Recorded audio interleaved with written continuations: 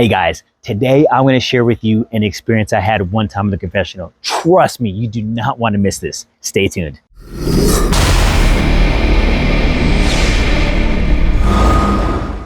Hey guys, it's Joshua here, aka the Catholic Marine. So this story I'm about to share with you took place when I was stationed in San Diego.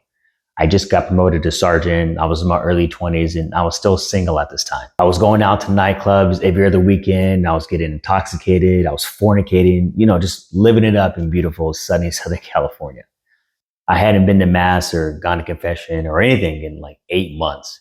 And I was definitely in the worst spot I had been sin-wise in my entire life. Mortal sin after mortal sin, not praying the rosary, nothing, not doing anything with my faith.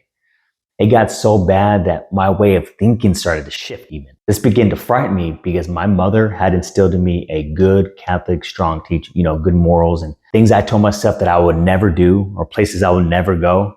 Well, I started doing and going to those places, unfortunately. I was completely engulfed and in chains by lust, pride, sloth, you name it. I remember driving around downtown San Diego at like 2 a.m, just cruising, looking to feed my passions. Whatever the devil had for me, no matter what it was, unfortunately, I was all about it. I could have died numerous times by the lifestyle I was living. And if I would have died, I would have definitely gone straight to the pits of hell for all eternity. My soul was stained black with sin. That's how bad it was. Well, eventually it got to a point where I couldn't even function anymore. I remember I had hit rock bottom. And during this whole time, during all my sinful escapades, I could hear the Holy Spirit gently whispering to me to come back home. I was running away from God. I was running away from my problems. I was running away from myself.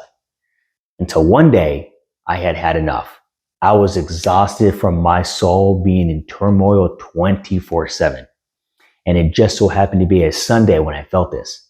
I remember I got up from my bed, I put some decent clothes on, and I got in my car. And I remember my hands were gripped on the steering wheel. I remember that.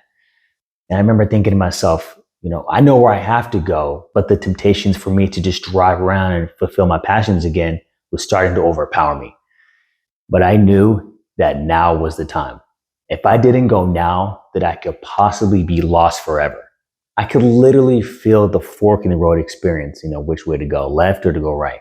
As I was driving down the I-15, I could sense a bit of peace that I had not felt in almost a year. I pulled up to the traditional Latin Mass parish down there in San Diego, and as soon as I walked in, I felt a warmth in my soul that felt so nostalgic and comforting. I went in, I sat down towards the very back, and then when I sat down, I looked and I saw a line of people standing in line to go to confession. At first, I didn't want to go because I was embarrassed, but the longer I sat there in the pew, the Holy Spirit was nudging me to go stand in line. The way the confession line works there at the parish, people have to, go along the side there in the pews. So the last person in line is literally at the very front of the church, where Mass is being celebrated. And even though I really didn't know anybody there at that particular Mass, I felt like if they saw me, they would all stare at me, then carry me up or carry me out, throw me out and shout at me from there to come back again. And it's not like that's how those lovely people are. That's just how ashamed I was, or how lost I was in my sin. I couldn't even think straight. Well, by the grace of God, I timidly got up and went to go stand in line in confession. I had been going to Mass there regularly, the year prior, and all the priests there were such great confessors, full of wisdom and love. And right before it was my turn, I felt a surge of peace go through me and I felt calm. Well, after I gave the priest my laundry list of sins, I was relieved and definitely very happy. He, of course, gave me his counsel, gave me my penance. I started praying the act of contrition, and then he began praying in Latin. And the millisecond he started praying in Latin, I suddenly got the most sickening feeling ever.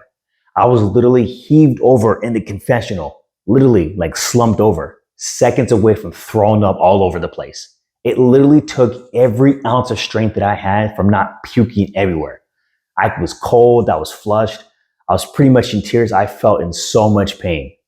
I could literally feel all the evil of my sins just leave me. And then he finished and said, "Go in peace." And it all stopped. I was literally stumbling out of the confessional and I probably looked like I had seen a ghost or something.